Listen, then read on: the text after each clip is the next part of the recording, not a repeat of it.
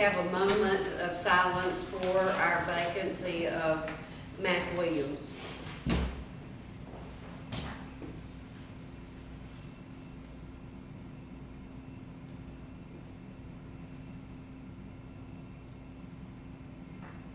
Mr. Mayor, would you lead us in prayer? Yes. Dear kind and gracious Heavenly Father, we just call upon your name today. We thank you for life, we thank you for health, and we thank you for strength. We thank you for living in this great county and be able to serve in this county in the capacity that we do. We just ask for a hedge of protection around our families, around this body, these elected officials, our county employees, each and every day as we serve the 47,000 citizens of Monroe County. Today we pray a special prayer for the Williams family. Dear God, as we leave his spot and his name tag at its place until his spot is filled, whenever that day is, we just ask for peace and comfort on that family. And dear God, we just thank you for his leadership, what he meant to this county, what he meant to so many people. We ask all these things in your name we pray. Amen. Amen. Brian, would you lead us in the pledge? Attention, salute, pledge. I pledge allegiance to the flag of the United States of America and to the republic for which it stands, one nation, under God, indivisible, with liberty and justice for all. Roll call, please. William Cross, Present. Greg Earhart, Here. Brian Harrell, Here. Craig Miller, Here. Adam Mills, Present. DJ Silent, Present. Paulette Sutter, Present. Roger Thomas, Present. Travis Floyd. Present. 9 present. Thank you. We have 1128-1 minutes of the previous meeting, October 24th, 2023. Do I hear a motion? Make a motion, we accept. Craig Miller, Second. second Brian Harrell. All in favor? Aye. Thank you. Next is our notary publics. Do I hear a motion to approve? Motion. Second. Danny Everhart, second Travis Wade. All in favor? Any nays? Carried. Next is your Monroe County Trustee Trial Balance Report. Do I hear a motion to accept? Second. Roger Thomas, second DJ Siler. Roll call, please. William Cross, Danny Earhart, Aye. Brian Harrell, Aye. Craig Miller, Aye. Adam Mills, Aye. DJ Silent, Aye. Paulette Sutter, Aye. Roger Thomas, Aye. Travis Floyd. Aye. Next is the Monroe County Finance Department, and this is 112804. It's the report and her journal listing. Do I hear a motion to approve? Motion. Second. Danny, and second William Cross. Roll call, please. William Cross, Danny Earhart, Aye. Brian Harrell, Aye. Craig Miller, Aye. Adam Mills, Aye. DJ Silent, Aye. Paulette Sutter, Aye. Roger Thomas, Aye. Travis Floyd. Aye. Next is resolution 112806. Where's that? Pardon? Oh, the public comment, yes. And there wasn't. There was no public comments, all right. We will go on to resolution 1128-6, and this is, be it resolved in a meeting of regular session November 28th to amend the following Monroe County Airport budget for the general fund for the fiscal year 23-24. This is to bring in the remaining grant funds for the rehab project. It's in the amount of $2,848.53. Do I hear a motion? Motion. Second. Roger Thomas, second by Travis Wade. Roll call, please.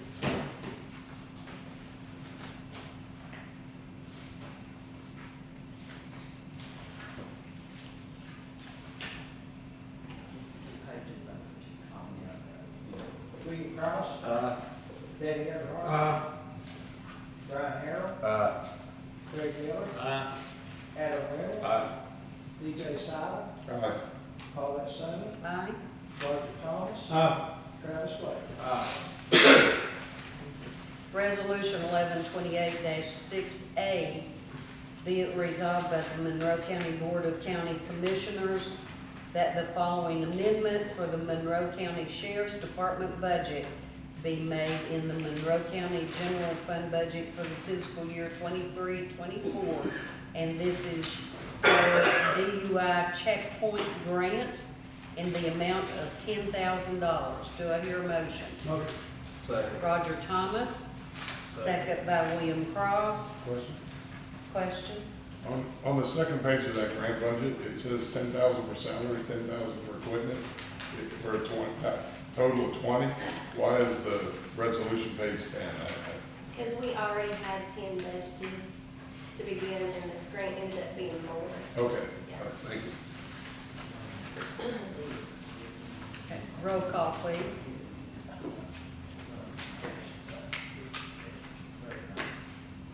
William Cross, Danny Everhart, Brian Harrell, Craig Miller, Adam Webb, DJ Silent, Paulette Summey, Aye.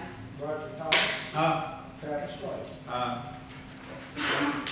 Resolution number 1128-6B, be it resolved by the Monroe County Board of County Commissioners that the following amendment for the Monroe County Sheriff's budget be made, and this is to bring in grant funds for the training equipment grant in the amount of $14,616.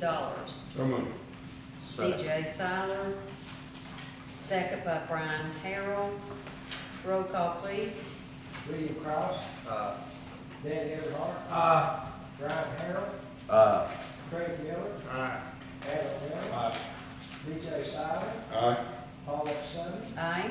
Roger Thomas, Travis Wade. Thank you. Resolution number 1128-6C, a resolution to declare several maintenance vehicles as surplus property and place the items for sale on Gov Deals.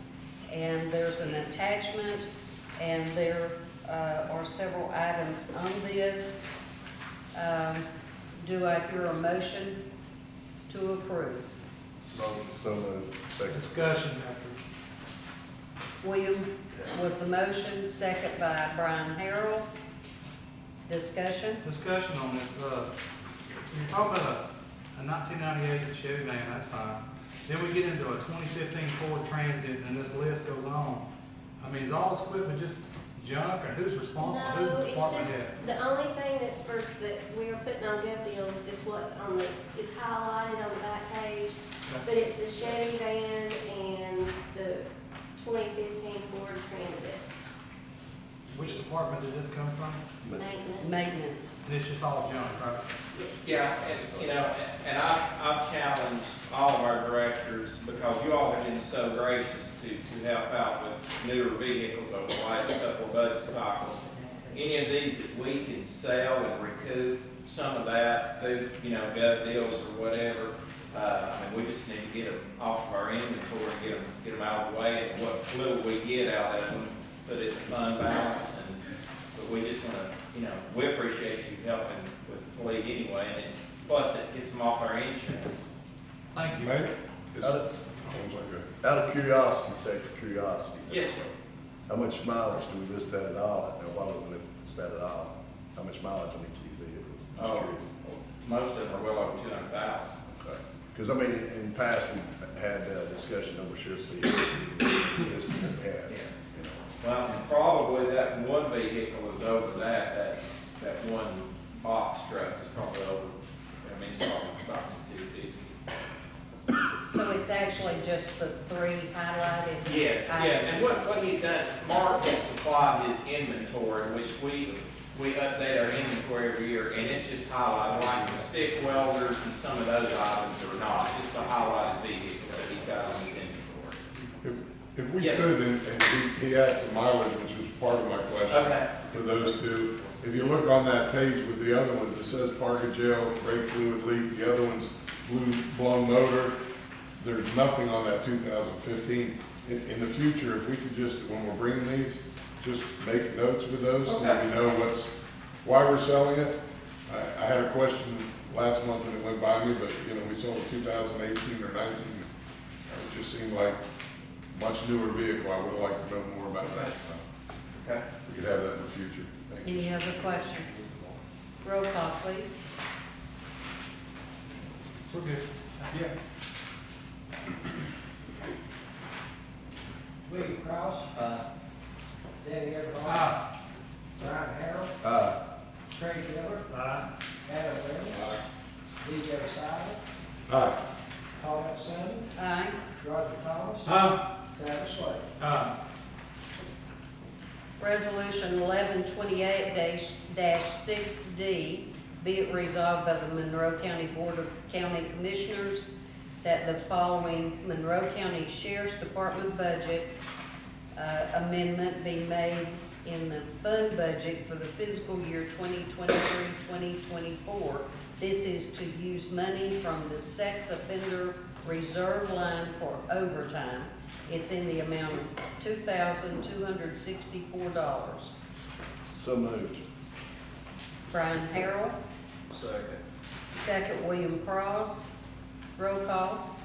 William Cross, Danny Everhart, Brian Harrell, Craig Miller, Adam Webb, DJ Silent, Aye. Paulette Summey, Aye. Roger Thomas, Travis Slade. Yeah. Resolution 1128-6E, a resolution to declare several sheriff vehicles as surplus property and place the items for sale on Gov Deals. And there is a list attached, and there's 13 items that are attached. Do I hear a motion? Motion. Second. DJ Siler, second. Discussion. Brian Harrell, discussion. These all are not all sheriff's department vehicles. These have got to be drug cars, ain't they? Yeah. Some of them are. Yeah, 'cause there's no way this is all sheriff's department. This has got to be drug cars. The parentheses at the end says county drug, Yeah, that's county what drug. I'm just saying that, this money that's sold in this goes directly back into the sheriff's department drug fund or just directly into his budget? Well, it goes to either one. The drug goes back to the drug, and if it's county, that's why I have Ray list where this money should go. So if one of the drug vehicles sells, it goes to the drug fund, if the county vehicle sells, it goes back to his budget. So it's at the sheriff's discretion, so it's like I use this money. Well, most of the time, drug money stays in drug money, so. Any other questions? Roll call, please. William Cross, Danny Everhart, Aye. Brian Harrell, Craig Miller, Adam Webb, DJ Silent, Aye. Paulette Summey, Aye. Roger Thomas, Travis Slade. Resolution number 1128-6F, resolution of Monroe County Commission approving the agreement for the provision of inmate health services. And this is Fast Access Health LLC, and they are correctional health care for the sheriff's department. Do I hear a motion to approve? Motion. Roger, Thomas. Second. Second, William Cross. Discussion? Discussion. I have a few questions if I could. Who's currently providing health care for the jail as of today? Fast access. It's just a renewal of contract. No, ma'am. No. So Turnkey actually, we put this out for bid last November, and Turnkey won the bid and started December 1st. So the sheriff's department and jail was not satisfied with Turnkey and wanted to terminate their contract. And they gave them 90 days, which was in the contract to give them 90 days. Well, they withdrew before the 90 days. They come back and counteroffer and said, we'll have our stuff out in 2 weeks. So the contract wasn't even up yet. So Fast Access had the second bid last November when we bid it out. It was between Turnkey and Fast Access. So Jay reviewed all of the bids. We only received 3 bids last November. And he wanted to see what Fast Access, so he met with Fast Access, worked out an agreement, and this is the contract. But since Turnkey left before we had our meeting, we had to work all that out, and then it had to come before you. So it goes through the purchasing process first, and it comes to you to approve the contract. It was they not under contract, but they was and pulled out. Yes. So did they return the money that, I guess we approved that for what, annual, the Yes. money? Yes. Did we get anything back from their early leaving? We pay monthly, and they only billed us for the partial month that they were here in That November. they was here? Yes. And then we will get a partial bill from Fast Access. And actually, Fast Access, with this contract is a little bit cheaper than they were prior. This one is cheaper. Yes. What is the cost of it? It's, $799,000 for the year. Now, will this put us over budget since we had part of the year? With the other one part with them now? No. I mean, I didn't realize they prorated some of it, but, I mean, we've already paid, roughly $60,000 a month to the other one, and so, but they gave us that 3 months, so. Yes. My problem is, when we get to the wording of some of this stuff, as a county commissioner, I don't like being put in this position. Contract term begins 12 a.m. November 16th, 2023. Will continue in full force and effect. Will automatically renew. And then when we get down to the signing page, it says that whoever signs this, there's no requirement for any other authorization. I thought in order to sign a contract for $800,000, this board had to authorize it. You are. This contract does not say that. This contract specifically says that whoever signed it has full authorization, and this board doesn't. And I don't like that at all.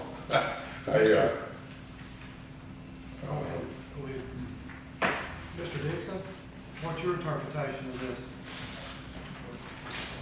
I drew the resolution, but I didn't know that they'd already quit, nobody told me that, so I don't, this is kind of new to me too. But what I gather, here's the position you're in, when they gave them notice, they weren't going to renew. And they decided they would leave early, so you have a jail having medical services. They had to go ahead and get this done. What we're doing now is, backdate your approval, but you can still disapprove it if you want to. But you backdate your approval to allow this, so we have medical coverage during the period of the contract when people pull out. This, of course, extends that contract for a longer period of time, but it's up to you. You can still turn it down, because you're right, the county commission has to approve this contract. I think with the explanation, I think it makes sense. And normally. I think there was problems that occurred, but I don't like us sidestepping the way we should do Well, and then, and doing it this way. I would have preferred a note ahead of time that we're entering this at a minimum, some kind of email letting us know that we're gonna enter a contract for $800,000 without board approval. I mean, I'm uncomfortable that this board is in that position. I would have liked to look at this contract. Some of the contract doesn't make sense to me, and I would have had questions on it based on what we do. They talk about having employees in the center. They're gonna put them in for 156 hours per week. They guaranteed the center to operate 24 hours a day, 7 days a week. That's 168 hours. Then they say anything over the 154 stated will be charged at a different rate. So we're already guaranteeing overtime, but we don't know that for sure. I mean, that's poorly worded. If you read the rest of the contract, those are the regular people that are there day to day, each, but they have additional people. The supervisor. And those are all included. I read the practitioner that are included and weekly otherwise, and I read the healthcare administrator, and I read the dental as well, giving an hour per. I read all of it, tuberculosis testing. In reading the contract, I just find that, and then I had other questions that I would have liked to ask ahead of time with different concerns and questions. I will say that not that I'm a county commissioner, I'm not, but I ask those questions. And the answer you get is there's very few people that are willing to provide those service. You don't have much to choose from. I don't like the contract. I don't like a lot of things in that contract, but it's the best we can get from what's available. Yeah, I don't disagree. I would love to see you all, this meeting. It'd be great if you go to, I could you go out for that for $800,000. I bet we could find enough nurses to cover that thing. Nurses, maybe even nurse practitioners for $800,000. But it takes some supervision and it takes some liability off the county. We have that kind of thing. There's a lot of things in the contract that I talked to the chair talked about. I don't like, but the answer is the best we can get. And we have to provide medical, we have to provide coverage on people in jail. We've got one lawsuit going back. Even though we did have medical coverage there, it wasn't there on that day, apparently, that we could gather. Whatever, something happened, but we were required to provide the medical care. So they were in a position where these people pulled out. Again, I appreciate the position, and I'm not arguing that. As a commissioner, we put the cart before the horse and voted on it after the fact. An email, this is the situation we're in. Can I get some kind of consensus? I mean, something. Special meeting call. That's a lot of money on a contract that we didn't vote on. Discussion. Gail, if this thing doesn't go through, yay or nay or whatever, then we'd be in violation of not saying it right now, keeping coverage on them, correct? And there's no other chance, there was nobody else that would bid on this thing. So we just got sold a bill of goods. From my understanding, the people that are bidding, and I know we do things this way, they check with all the other counties that this company provides service to, and about every county around us is employed these same people, and they're very happy with the service. I'm not criticizing them and their service. I am criticizing, I don't like the contract. But here's the problem. If you don't approve it, then we want to work out an emergency relief, provide medical care for the inmates until we can get one we approve. And that's going to... So we're going to be, if we don't do this, we're going to be stuck with the bill. For temporary, I mean, not necessarily... I understand what you're saying. They may pull out, but you're going to have to provide medical care from somewhere. Correct. We need to start on next year's now, sounds like. You know, This one has to be. Sure. I was saying, the sheriff's department, they're the ones that have to work with these people. And they weren't happy with the other service they got, they received, and they had, from what I understand, they had good reason not to be happy. And this company is employee reports for the people that are serving. I'm just like Chris, you know, $800,000, I say, holy smoke. I mean, it's no, we don't want to build a hospital for that, so. Is that cost about the same? Yes, it's actually a little bit cheaper, but, yeah. We have to have that insurance, I mean, have to have those care. So I don't see no way. And that's my fault for not letting you be aware. I was just doing daily business and he approved the contract and we just went with it. Yeah. I apologize. Much like the last thing about giving us more notes, I just wanted to clarify that I don't like doing it that way, and I understand the position we're in, I appreciate the information, and I'm gonna vote for it because I overall, the contract's good and we need the service, but I just didn't like how it happened, so I had to. And I completely. We have to have I had to have it. Roll call, please. William Cross, Betty Everhart, Brian Harrell, Craig Miller, Adam Reynolds, DJ Silver, No. Paulette Summey, Aye. Roger Thomas, it. Travis Slade. I can't object. 8 ayes. Resolution 1128-6G, a resolution to grant approval for the Monroe County EMA Department to submit a grant application to the Norfolk Southern Railway Corporation to purchase hazmat equipment.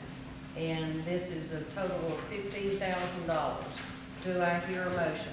Make a motion, we approve. Craig Miller, second. Second. Roger Thomas, roll call. William Cross, Betty Everhart, Brian Harrell, Craig Miller, Adam Reynolds, DJ Silver, Aye. Paulette Summey, Aye. Roger Thomas, Travis Slade. Next is the Monroe County School Board Resolution number 7. This is their budget amendments. Do I hear a motion? Motion. Second. Danny, second by DJ Siler. Roll call.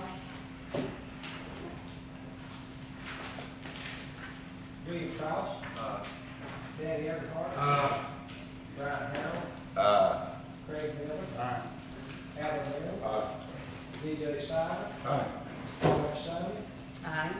Roger Thomas, Travis Slade. And you have information in your packet from Steve T. Any other comments? Do I hear a motion to adjourn? It's not a resolution.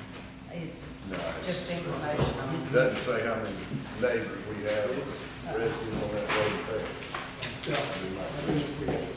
Motion to adjourn? DJ. Second, Craig, all in favor? Now, we will have discussion on the item of filling the position. Informal, Informal. non-binding discussion, for informational purposes and. What I'm handing to you is from David Brown. This is what the TCA codes attached along with the deadlines. I wanted you all to have this today, and he could not be here tonight. I can reach him by cell phone if anybody has any specific questions for him, but he wanted you all to have this for this discussion.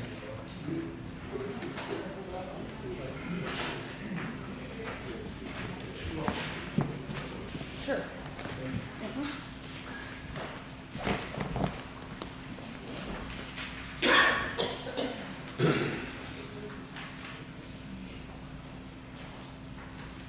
We have all hated that something happened to Mac.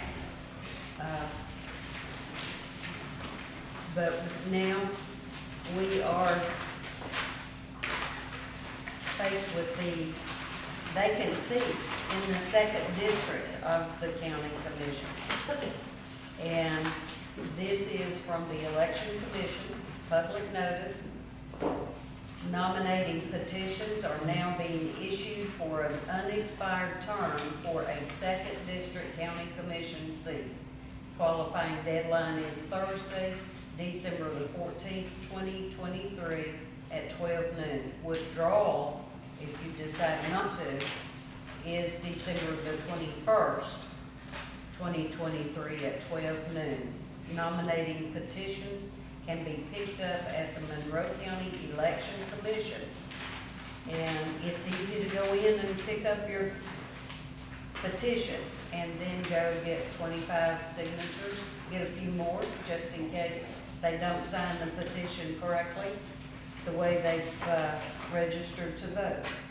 So make sure whoever wants to fill Matt's position that they do that. The county commission has 120 days to appoint someone. We have talked to Nashville, we have talked to the president of the County Commission Association, that's Charlie Curtis. Charlie has been here in Monroe County and discussed items with us. What are questions, comments? We have 120 days.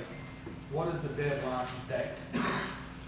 Deadline date is from the date of his death, I'm dead with it. date of his death. So it'll be, what would be the date, is what I'm asking. We'd have to add up 120 days and go from there. Start the day after, start counting.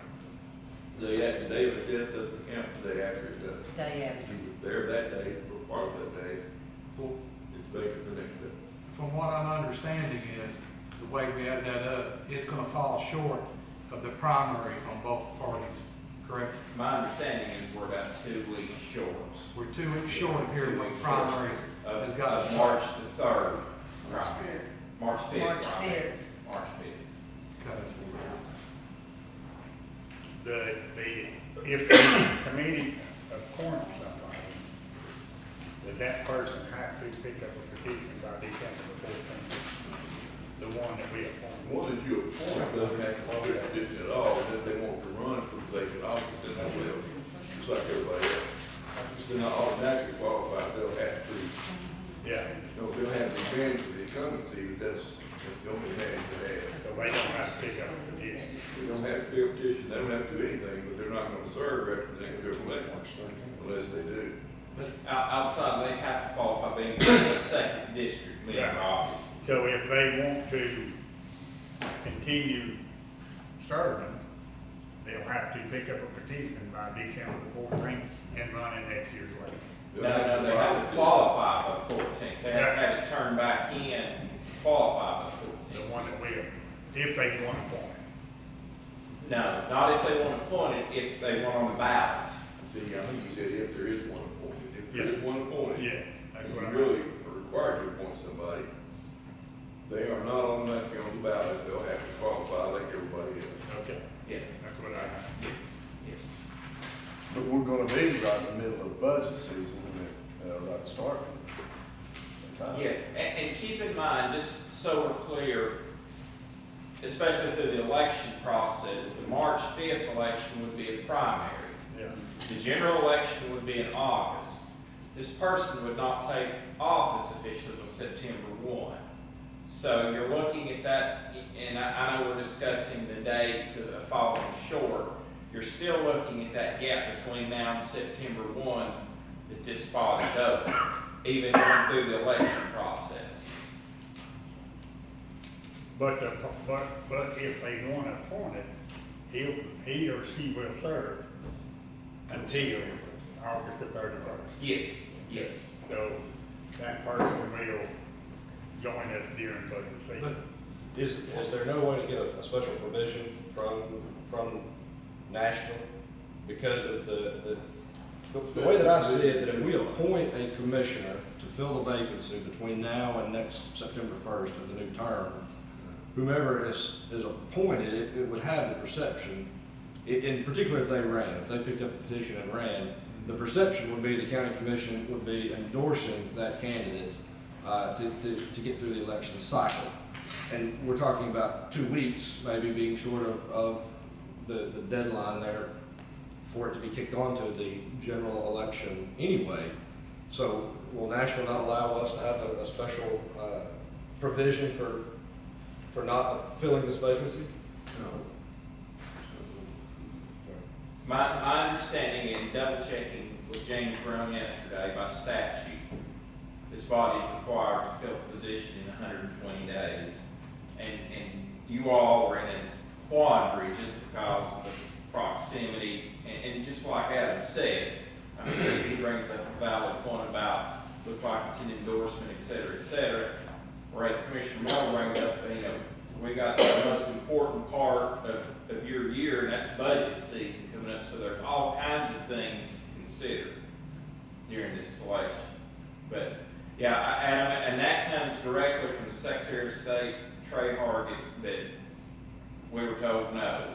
And then, you know, the question is, and not trying to decide, well, what's the penalty if we said, we're just not going to do it? And I don't know if that comes down to funding issues or what, if we're out of compliance or whatever. Well, the way that the TCA code reads, if you read further on than what is highlighted, or has been highlighted for our review, you know, it says, unless during that time period there is a general election scheduled in the county, and there is sufficient time for the vacancy to be placed on the ballot in accordance with the section. Technically, we have a general election scheduled for next August. Not a general election. It would be for Oh, next yeah, August. the general election. And, in August, and yes, we are yes. accepting petitions for Yes. that to get through the primary season. So, I mean, Does the election have to happen, or just the it petition? says it doesn't have to actually, it says scheduled. We have a general election scheduled between now and next August. And Google says between the date after he passed away and March 5th, which is the primary, that's 112 days. Did you come up with 112 days? Google did. Wait on Google, 112 days. 112 I days. typed in how many days between November 14th to March 5th. Google said 112. Now, I counted them ahead of time, and I gave her that same number. So we can see what the primary plays out. Well, regardless of Google or whatever the answer is, the magic number calendar, time is on your side. Not to make, I mean, obviously we know 112 days, 120 days, you got at least in February before you're forced, your backs are against the wall. So time is on your side. And the good thing is December 14th will be here before you know it on the qualifying deadline. And if that's the case, based on what Adam said, and if we are in that window, this body may not have to appoint at all. But Mr. Brown seems to think that we do. Now, that's his specialty, not mine. That's how he interprets it. I haven't counted the days, so At that point, they qualify by December. We decide to appoint between then and March primary, we can do that. What if March primary happens and can we appoint after that date? Or is now that part of the process going on? If we nail down this 120 days, for sure, and that window is, 2 weeks. yeah. I'm gonna say that, answer your question, maybe, but not if it's gonna be a contested election in August. Okay. So, maybe, I think, I had Josh, I can't give you an absolute, but I think I'm right on that, that if it's not a contested election, then you can, when you have a vacancy, you can go ahead and put the open candidate qualified into office. But that's with the caveat, that I want to make sure I'm right about that. But if there's a Democrat candidate and a Republican candidate You can. And the independent group. and an independent, I've heard people that have said they don't want to run either Democrat or Republican. I was just gonna say that even if you could, you shouldn't, if that in that situation, because then it would be, as Mr. Reynolds said, that would be an endorsement of one or the other. Yeah. like it or not, this is a political body, and you are running on party, and whether they want to run on a party or not, that's the only way they get to run. They can run as an independent in the office, they can do that, but they're running for a political body, so it's kind of, it doesn't make a lot of sense if they take that position. Because the whole, people running independent just never ever get elected in a situation where the county has strong political parties. It's not going to happen. Well, my question, bringing it back to Commissioner Summey, if someone chose to run as an independent, they wouldn't be on the ballot to all, is correct? Well, I certainly appreciate, okay. It would be, if it says that you got to be elected, it could, the first election that comes up is the time you're supposed to do it. Is that what the law says? You're required. So, we'll be elected on March 5th, that's first You're election. nominated on March 5th. No, it says you'll be elected.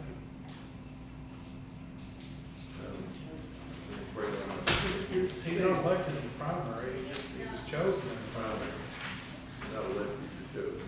It says the first election.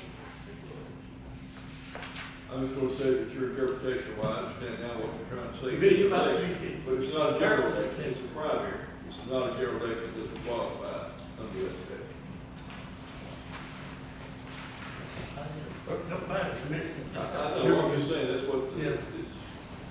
Given what Adam said, I would think we should wait till it closes on December 14th and then maybe readdress this as a final decision. Well, I mean, yes, and I would support that without doing anything, because then at least it would take some of the perception that we were endorsing a candidate after December 14th. But, you know, the way that the TCA code reads, it would lead you to believe, I mean, you can't have a general election without a primary election. And so technically, the general election has been scheduled, and we're accepting nomination petitions for that. So, I don't think, my opinion, I don't think we have to. I just like to hear this, We the don't day, have to, you're right. the date, we seem like we're all over the place about this date of 120 days. Now, you added it up, they added it up, so I like something to be nailed down. When is the last darn day? You're gonna be a couple weeks short. I just want to hear it officially from somebody that says this You is have to the go day. to the side here. Yeah, calendar and, I agree with you, DJ, we're all over the place tonight. I'm with you. We're all over the place. We were, and that's why I counted it myself, that's why I confirmed it with that. 45 days, you have to appoint, He says it's not 45 days, you do not. That's the general what I'm saying. I put a caveat on that, guys, and say, okay, we make sure, but my opinion is, you don't have to appoint if it's less than 120 days to the. Right, so to Adam's point, if the elections, if my 112's right, then we don't need to appoint. Well, no, because even if you read on. And we go into budget cycle, one less commissioner. Subsection 3 says if the vacancy occurs more than 10 days prior to the regular qualifying deadline, then the regular qualifying deadline shall apply. It did. His passing occurred before then. So the way that this reads is as long as the passing was 10 days prior to the qualifying deadline, that election has technically been scheduled because there's qualifying petitions that are being issued. It was before 10 days before that. So the way it reads, we don't have to do anything. I mean, I made a mistake of not doing the counting myself, but you're absolutely For my 112. I understand you don't have to, if it's more than, if it's 120 days, you have to appoint somebody, if it's less, it doesn't matter. That came all the way down to the state, right? We have to regardless 120 days. That's what the paperwork. There is no ifs, ands, or buts about that. If it's what, but it's not. What? If it's 120 days till the primary, what it's saying. You don't have to, but on the other hand, you leave the second district with 2 people instead of 3. But on that same token, we would be doing the second district a disservice by appointing someone without knowing the budget process. And it would be a disservice to them coming in on the end of the budget process. I was appointed to fill a special election in the middle of May, when we didn't pass a budget in July that year. It is a very difficult situation to get through, to learn the job, learn the budget process. So I can speak from experience that if there is the option to not do something until particularly after budget season, that would be my recommendation, because it is a lot of information thrown at you at one time, and I don't think anybody would be up for that. It's very difficult. When are you planning our first budget workshops, Bill? First week of April. In April? So this will be passed, and if we appoint someone after the 120 days, and we don't want to appear that we're endorsing anyone. I think that's what all of us are concerned about. We want Second District to choose their person. And Second District will do that in the primary. And I think that's what we should wait on. Not really, you've got Democrats, Republicans running against each other, so it'll be decided in August. You know, that's how that's gonna play out. If they do run, yes. That's right. That's how that's gonna play. So my understanding, three people have picked up, and the fourth one will pick up tomorrow. And I'm not at liberty to say political affiliation with the party, because I don't know. I mean, know one of them personally. That's from the mouth of James Brown. More reason for us to get under that 120 days and stay out of it. And this board, minus one, worked on that entire last budget, and I think we all came together, we worked hard, we did a good job, we held the tax line. And quite frankly, poor Mac was sick during that time, he wasn't in attendance at, I think, all of those meetings, maybe one. So we're not changing anything that we did last year, and it worked well, I think. Will they get a ruling from the state on this, Mitch, that we have to get something done, yes or no? Yes, absolutely, absolutely. Okay.